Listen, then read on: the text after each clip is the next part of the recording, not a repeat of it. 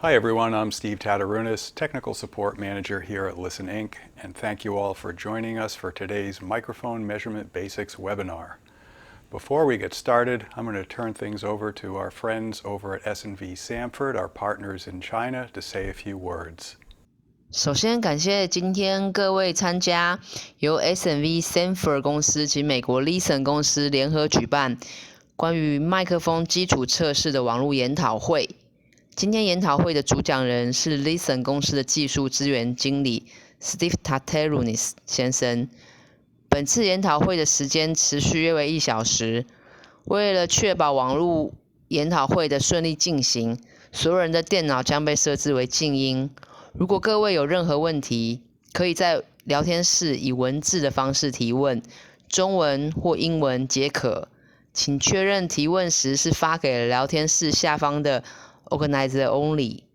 我们 S&V Samford 和 Listen 的团队将会在那里回答客户。感谢今天大家的参与，谢谢。Okay, thank you, Lisa. So when you think about it, we're surrounded by microphones in our daily lives. Whenever I do a presentation like this, I like to ask people to think about how many microphones that you have in your house, because I did that exercise a while ago, and I kind of lost track at around 20, 25. We have microphones in our phones, our tablets, our smart speakers, even in our television cable remotes now. I can just talk to it and tell it what channel I want to watch. So everything has voice control nowadays. It's in our cars, it's in our homes, it's in our workplace, and our dependence on microphones and high quality microphones is increasing every day. So it's really important for the people that are consuming these microphones to be able to get high quality, consistent microphones for their own products. And that's a little bit what we're going to talk about here today. And we're going to start off with a brief discussion of how a microphone actually works. We're going to talk about different microphone types and their characteristics. Then we'll review some specifications and critical microphone measurements. We'll talk about microphone test environments and microphone test methods. And we'll make some measurements using SoundCheck. And at the end, there'll be an opportunity for questions and answers. And you can ask a question at any time by typing it into the GoToMeeting chat window and pressing enter. And we'll review and answer all the questions at the end of the presentation. So if anything comes up during the course of my presentation here today, feel free to enter a question and we'll answer it at the end. So the first part here is, how does a microphone work? And in really simple terms, it's sort of like the opposite of a loudspeaker. And in this case, I'm going to use a dynamic speaker and a dynamic microphone as an example. So in this cutaway, we're seeing a dynamic loudspeaker, and it's converting an electrical signal to an acoustical signal. So we input our electric signal, it goes through the voice coil, it interacts with the magnetic field, it moves the diaphragm, and it creates sound waves. And on the other end, we've got our dynamic microphone. And the sound waves hit the diaphragm, it moves the coil in the magnetic gap, and it creates an electrical signal that's analogous to the acoustical signal that was captured by the diaphragm. So that's a real simple explanation. Now there's three main microphone types that we're going to talk about today. And as we just saw, there's the dynamic microphone. We're also going to talk about the condenser microphone. And within the condenser microphone group, there's a couple of different classes. And we have the pure condenser microphone, as well as the electret condenser, or pre-polarized. And lastly, there's the MEMS microphone, the micro electromechanical system microphone. And we'll talk about that as well. And these are essentially very, very small miniature electret condenser microphones that have some associated electronics and perhaps analog to digital converters. And they come in digital and analog types. All right, so let's move on with a quick discussion of the dynamic microphone. We already touched on that a little bit in a previous slide. And it's essentially, again, a loudspeaker in reverse, right? It has a diaphragm, a voice coil, and a magnetic circuit. And the diaphragm motion produces an analogous electrical signal. Now, the pros of the dynamic microphone is that it's very rugged, it can handle very high SPL, it doesn't need any sort of external power, it's very versatile, and it's relatively cheap. So we see lots of dynamic microphones used in live sound applications. Anybody up there on stage holding a vocal mic, they're probably holding a dynamic. It's very rugged, it can get beat up and pushed around and still perform at a very high level. The cons are, because the diaphragm is so heavy, it impacts the usable frequency response. And the transient response generally isn't that good, and the sensitivity is also generally on the low side. So there's the dynamic mic, and now let's talk a little bit about condenser microphones. So condenser microphones are similar to a capacitor, and it has a flexible diaphragm and a rigid or fixed backplate that are electrically charged or polarized. And when sound waves hit the diaphragm, changing the distance between the two surfaces, that produces an AC voltage. So that's where our signal is coming from, is the actual change in distance between the two charged plates. Now, in the electric condenser, it has the same theory of operation as the pure condenser design, but the diaphragm and the backplate have a permanent electrical charge embedded in them, so we don't need any sort of electrical, outside electrical bias. And these are commonly referred to as prepolarized microphones. And in fact, the Listen SCM3 is an electric condenser microphone.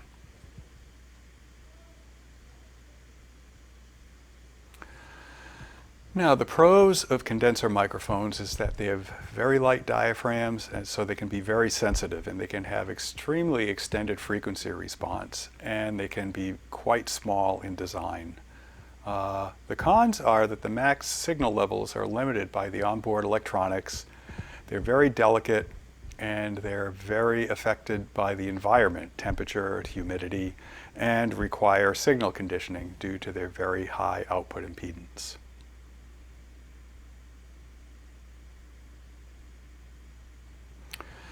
So, also in condenser microphones, the diaphragm size affects the performance of the microphone in a couple of ways. So, in a very large diaphragm microphone, we can get very high sensitivity, but very limited frequency bandwidth. And conversely, in a small diaphragm microphone, we're going to have very low sensitivity, but with the trade-off that we can have very extended frequency bandwidth, so we can measure out to very high frequencies. And in this next graph, I have a little depiction of this, right? So we have three families of microphones on the graph. Up here on top, we have 1-inch microphones that have very high sensitivity, but very limited frequency bandwidth. They really don't have much response out beyond 20 kilohertz.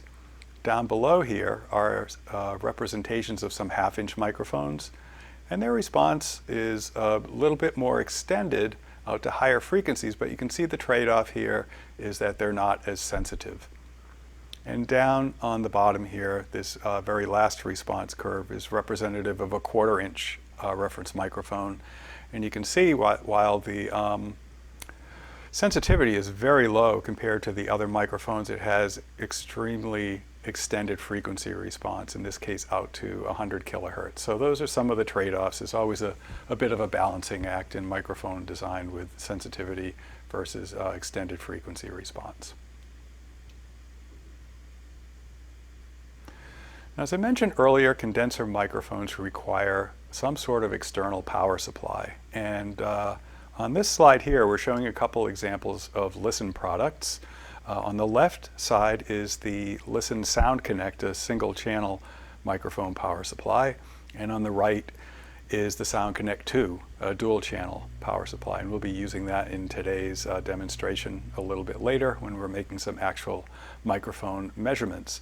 And the reason we need a power supply is number one, we need to do some impedance matching to the audio interface, so the power supply handles some of this. We also need to provide bias voltage to the microphone preamp. We may have the need for signal path gain, so the power supply usually has some sort of a gain stage. And frequency filtering, either a high pass or a low pass filter. So now let's talk a little bit about MEMS microphones. And as we said earlier,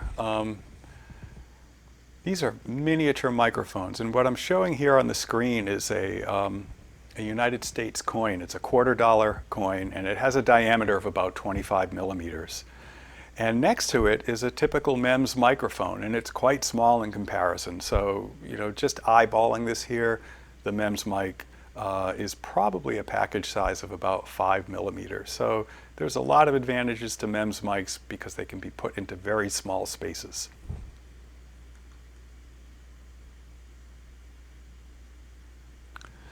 So as I mentioned earlier, there are two classes of MEMS mics. There are the analog MEMS, and their benefits here is that they have very straightforward interface to the host circuit. There's an amplifier stage built into the MEMS package. So it has a very inherently usable signal level and very low output impedance. Now the digital MEMS has a converter. So we're taking the analog signal from the microphone and converting it to a digital stream, a PDM stream. And the advantages of PDM are low electrical noise immunity, bit error tolerance, and a very simple interface to the host. But MEMS microphones, digital MEMS, require a very specialized test interface.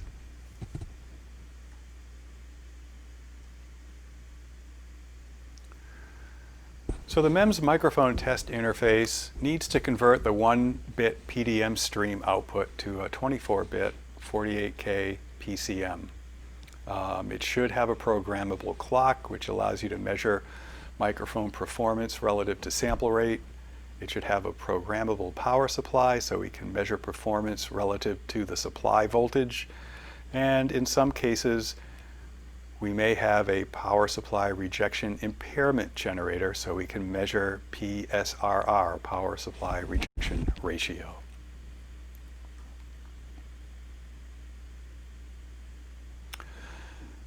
So let's talk a little bit about the MEMS interfaces from Listen's partner, Portland Tool and Die, and there's actually two of these interfaces. There's the DC 1448, which is designed for research and development, and there's the PQC 3048 for production line testing. And at this point, I'd like to switch over to a spec sheet to show you the actual difference between these two instruments.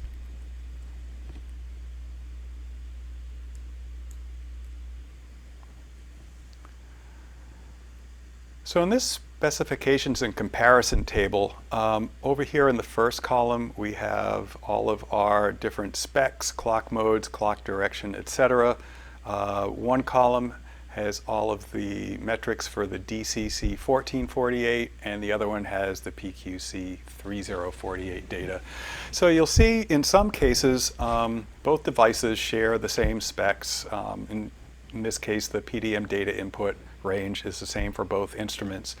But you'll see that in many cases, the DCC will have a lot of features that the PQC does not, or the PQC may just have a limited range of features compared to the DCC.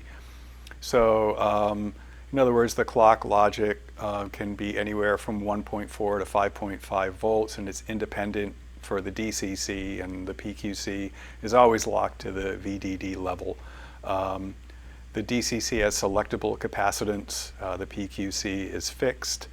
The DCC has both SPDIF and USB interface, while the PQC only has USB. So the PQC is really designed for production line testing of MEMS microphones. It doesn't have all the features of the DCC, but it has all the ones that you really want on a production line. Comes in a very small package at about half of the price of the DCC. So now that we've discussed the different microphone types, let's talk a little bit about microphone test environments. And we'll start out with R&D, or research and development.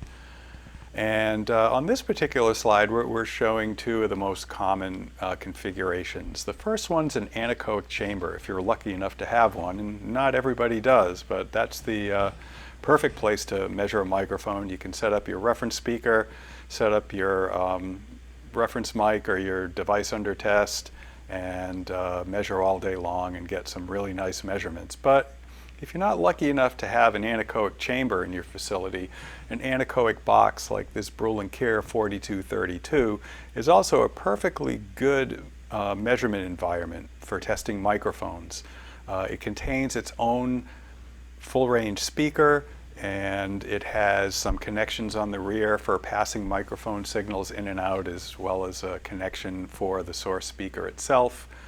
And it is very well acoustically isolated, so outside noise interference really isn't an issue, and it's also very well damped on the inside, so there aren't a lot of reflections in the box. So we can make some very accurate measurements in a very small space. So this is a really handy device. Also for R&D, we might have a need to use some more specialized pieces of test equipment. And on this slide, we're showing a head and torso simulator, the Brüel & Kjær hats or similar, and a mouth simulator, the Brüel & Kjær 4227 or similar to that. And these specialized fixtures are used for testing voice communication microphones.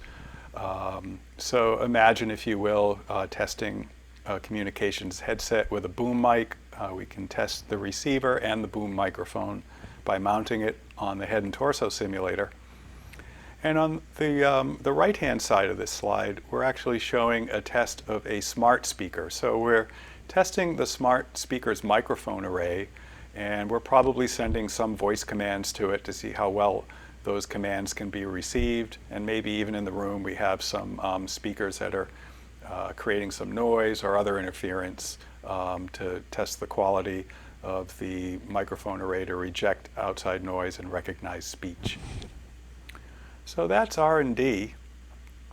Production's an entirely different animal. There really aren't any off-the-shelf production line microphone test fixtures. So these types of fixtures are typically custom made to suit the manufacturer's need. And the real important things to consider here when creating a test environment for a production line is, number one, acoustic isolation. And positioning repeatability is extremely important. So you always need to be able to mount the microphone under test in the same position relative to the source speaker. And also, it's always good practice to measure in the near field to maximize the signal-to-noise ratio of your measurement.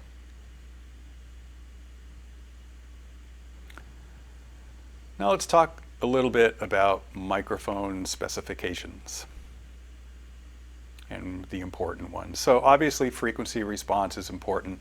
We need the frequency response of our microphone to at least match the range of signals that we want to capture and record. It should be relatively flat without any coloration. It's always good to know the sensitivity of our microphone and its impedance and its directivity, how well it receives or rejects sounds coming at it from different locations. It may be helpful to know the polarity of the microphone.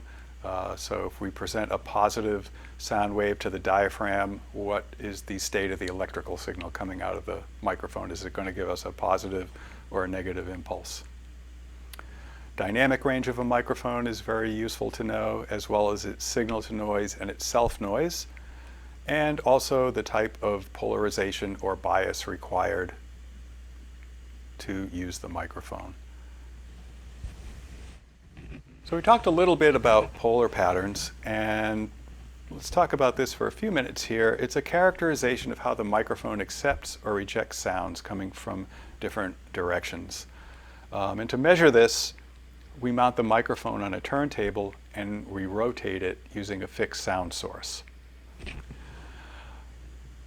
On this diagram here, we show some of the more common types of polar patterns. We have an omni mic that picks up sound coming from any direction equally, a cardioid mic that rejects sounds coming from the rear, a subcardioid accepts a little bit more of the sound coming from the rear, but more dominated by sound from the front. We have our bidirectional or figure 8 that picks up sound from the front and rear but rejects sounds from the side. Hypercardioid is a bit of an extension of that. And a shotgun mic, which is very, very directional. It really only picks up signals from where we're pointing the microphone. Directionality is controlled by backwave cancellation, and it's also very frequency dependent due to the size of the wavelength. And really, we're going to touch on this a little bit more in our next microphone webinar, when we can talk a little bit more about how to design your microphone to achieve certain polar patterns, and then actually also how to make these polar measurements themselves. All right, so now let's talk about test methods. And there are 3 standard methods for microphone test. The first is the substitution method, where we take a known calibrated microphone and measure it, and then we replace it with the unknown microphone that we want to characterize. And then once we've made these 2 measurements, we can use some post-processing and SoundCheck to calculate the duct mic response, so we can get the frequency response, the sensitivity, and the phase. The second method is the equalized source speaker method, where first we'll equalize our source speaker using a known calibrated reference microphone. And then we can replace the reference mic with the duct mic and perform our measurement. And the third test method is the 2-channel transfer function method. And it's very similar to substitution, but the reference and the duct microphones are measured simultaneously.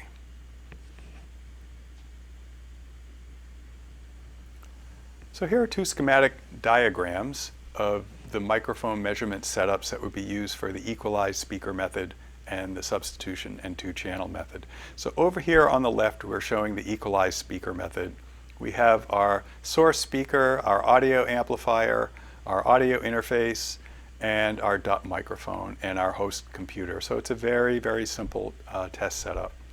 Over here for substitution and 2-channel, it's a little more complicated because we need to use 2 of the inputs on the audio interface, but otherwise things are pretty much the same. We have our audio amplifier, and we have our speaker to play the test signal, and our duct mic and our reference mic, and they may be used simultaneously or sequentially depending on whether or not we're doing substitution or 2-channel.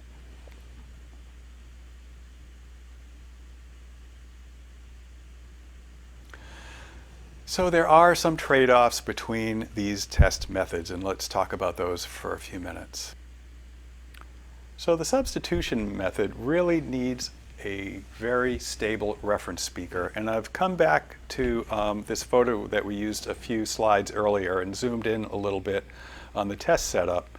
And in this case, the manufacturer is using a very high quality tannoy powered monitor, and it's a coaxial design, so the tweeter is nested inside of the woofer to create a point source. So this is very important. You could either use a coax like this or a very high quality full range speaker, as long as it covers the measurement range that you're trying to measure across. So the higher quality the speaker, the better. Also, the positioning of the microphones in the substitution method is very, very important, because it's critical that once we make the measurement with the reference microphone, that we're able to place the microphone under test in the exact same position.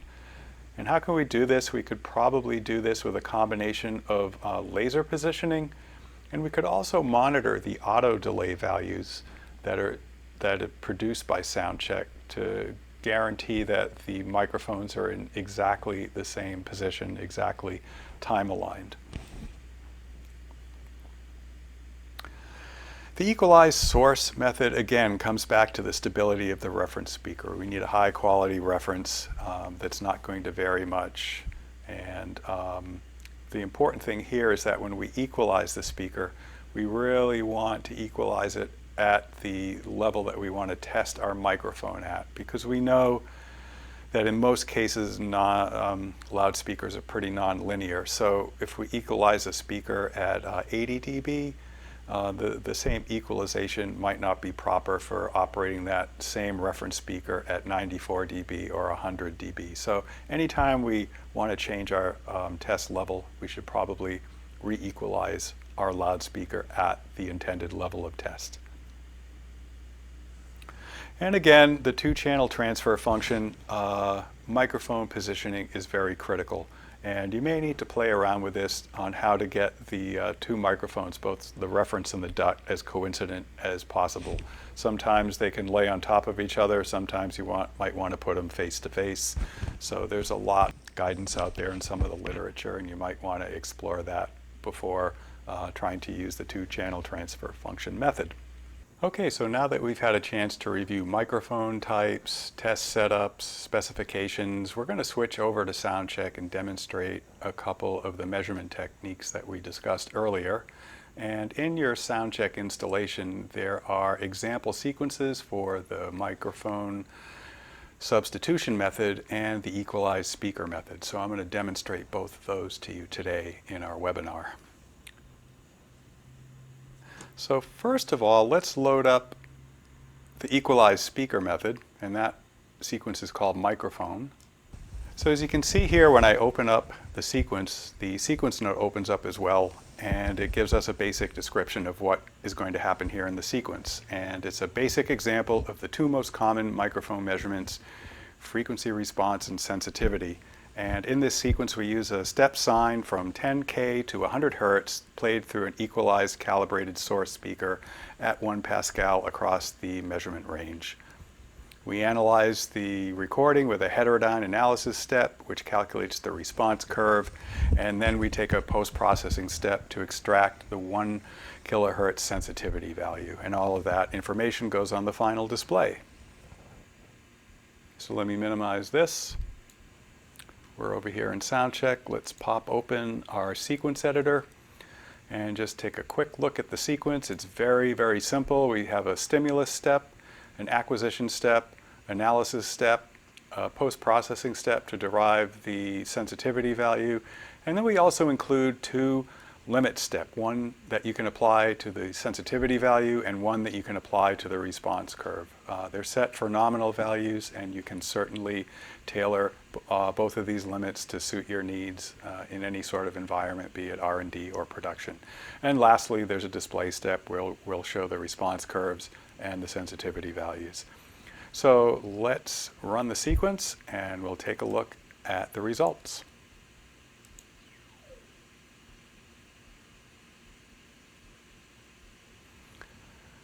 Okay, so on our uppermost XY graph here, we have the response curve, and this is a relative response curve. So you can see by the units here, we have dBre1 volt per Pascal, and our microphone is very flat. Looks like there might be a slight offset in the location of our DUT mic versus the reference mic that was in there, just because we're seeing a little bit of ripple in the high end.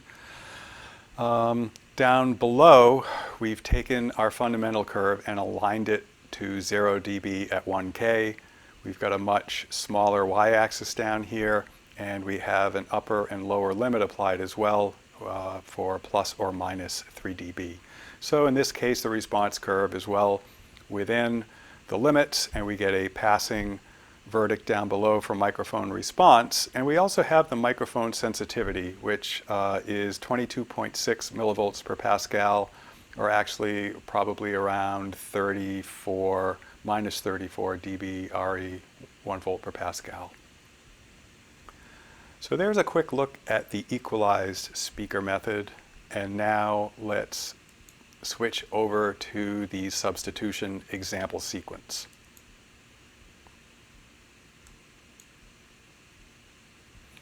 And again, our sequence note opens. It gives us a brief description of the substitution method sequence, and it demonstrates a method for testing microphone frequency response with a source speaker that is not or cannot be equalized. So this is one of the major differences between the two sequences here, is that there's no need to even equalize or calibrate the output signal path. All we really need here is a calibrated reference microphone. And the method involves playing a sine sweep through the source, measuring it with a reference mic, and then we swap out the reference mic for the DUT mic, make another measurement, and then do some post-processing to arrive at the response and sensitivity of the DUT microphone. So, before I run the sequence here, I'm going to have to remove the DUT mic here. And I'm going to put the reference mic back into the test position.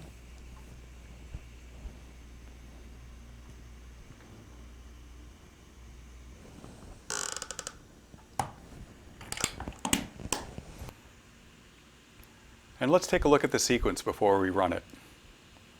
So it's a little more complicated than the last sequence, and that's really due to the fact that we're going to be doing two acquisition steps here. We're doing one for the reference mic and then one for the DUT mic. After that, we're doing the same amount of post-processing here, and you might notice that this example sequence actually doesn't contain any limits, so we won't be applying a limit curve to the response or to the sensitivity value, but you could easily add those steps if you needed to. So let's run the sequence and then we'll take a look at the results. First, there's a prompt. Just reminds me to make sure that the microphone's been calibrated. Place the reference mic in front of the calibrated source, in front of the source speaker, and press continue.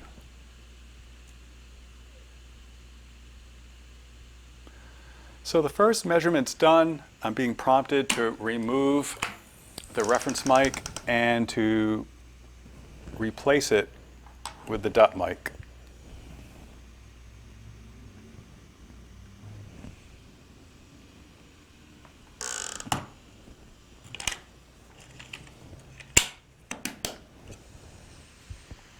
And that's all in place, and I'll press enter to continue.